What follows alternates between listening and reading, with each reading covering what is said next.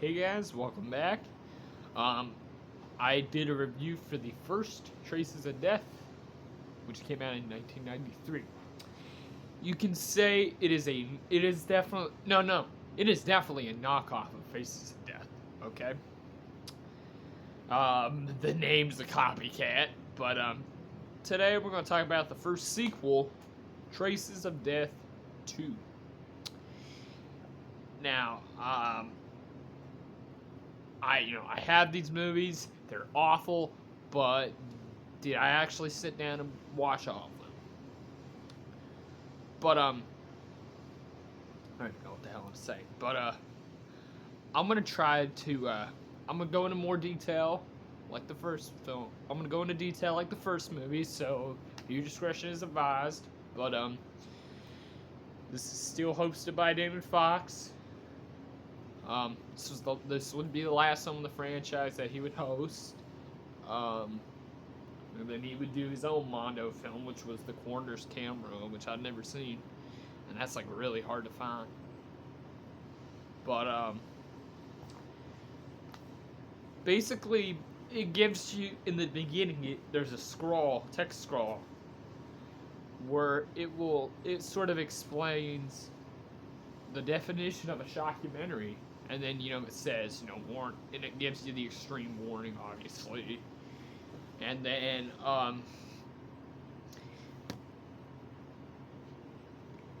it goes it shows a lot more graphic stuff in this movie than the first one. The thing with this movie is there's not as many pictures. The first one had a lot of pictures, but um, I'll talk more about the pictures when I get into the DVD special features. But basically, I'm go through it randomly. Um, just just gonna go through it randomly. Okay. There's this one death. There's this one scene involving I think it was a child molester. Um, he gets shot in the back of the head. Like the guy, he shoots him, and then like his brain sort of, um, yeah, you know what I'm talking about. And then I'm sure, I forgot the guy's name though, but was it Jeff Duchette? Jeff Duchette, okay. But I don't remember a lot of stuff, but I'll try to go into it as much as I can. There is I'm just going through randomly. There is the scenes that really stood out. Okay. There is one scene, probably the goriest scene in the entire film, is the ending. Okay, where a guy is tied up. He gets his limbs tied up between two jeeps, and then once the death this I'll explain more about the metal music later on, but once the metal music starts, the guy screams in pain. I mean, he gets dragged. One of his arms gets ripped out of his socket, and then once the jeep stops, the guys they shoot him to death. It was pretty nauseating, but there is there is a sex change in this movie like the first film, but you know how in the first film the male gets turned into a female, except this one the female gets turned into a male. Yeah, I'm just gonna end that right there. There's also I think there's a liposuction surgery in this as well. Um, and then there's an autopsy scene which had like the first film, there are plenty of autopsies. I think there's one where there's like someone put like a bag of drugs inside the body. I don't remember, but that was pretty nasty. There's a scene where there's a really morbid scene where a guy gets his manhood cut off as like a punishment because he did a crime, and the punishment is to get your manhood cut off, and that made me wince. I was like, oh god. I looked away. I looked at it slightly because it's just a little too much. I've seen plenty of movies where people get their genitals mutilated. I mean, I saw Pink Flamingos. They didn't show it, but a guy got castrated in that film. Except that was done with, that was a movie. This is real life stuff. But there's also a scene where a guy gets chopped to pieces. And he gets chopped up, and I guess his body parts get fed to the dogs or something. I can't remember, but those are the scenes I remember that really stay out to me. Now, starting with this film right here, this is the first film in the series where the death metal music. Now, the first film was public domain music from shot on video horror films, like some Bloodbath films, School, and then with this, the music in this was provided by Century Media. Did the death metal music for this movie, okay? For this film. Like the first film, in the rest of the series, there is no plot at all. Zero plot. So,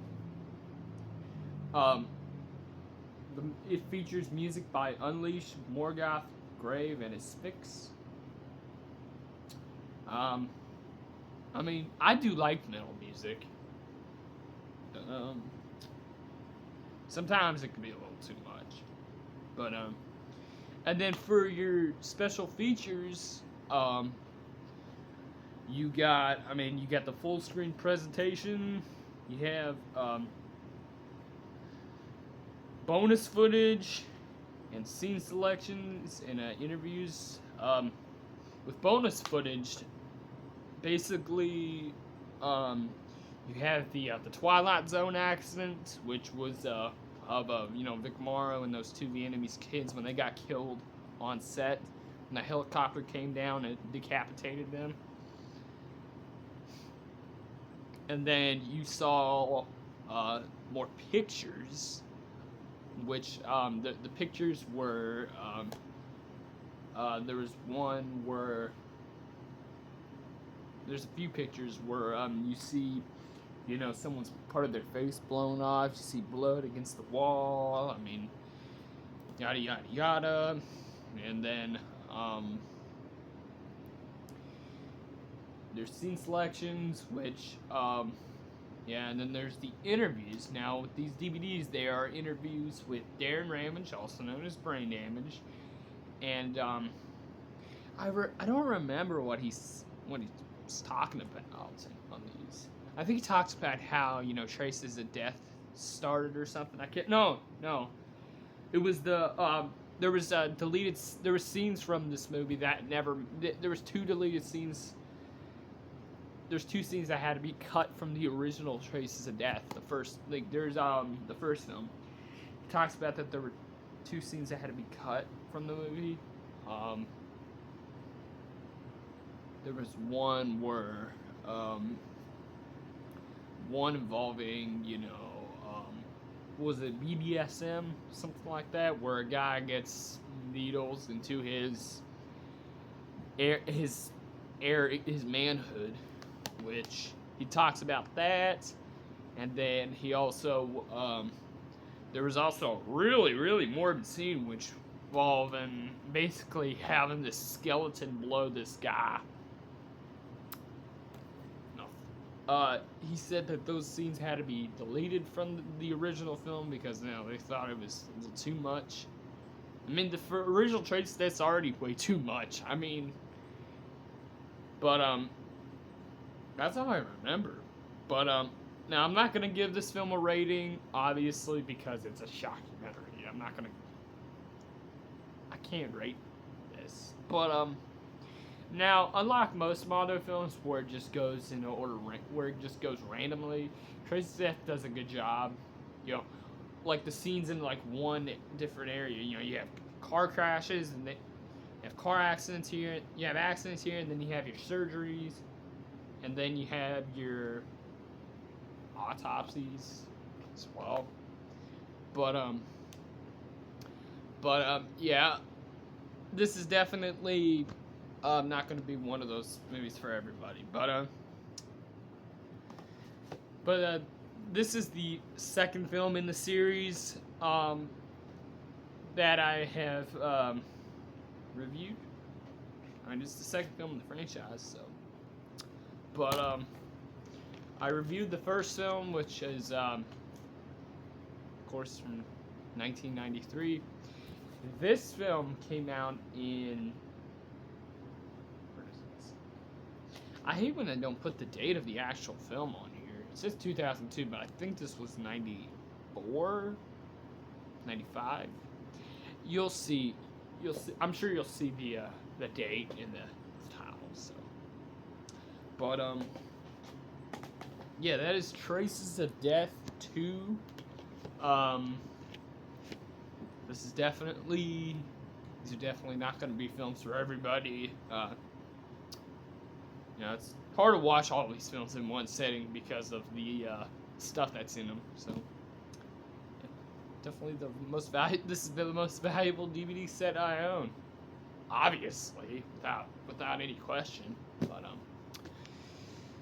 I love y'all. Peace.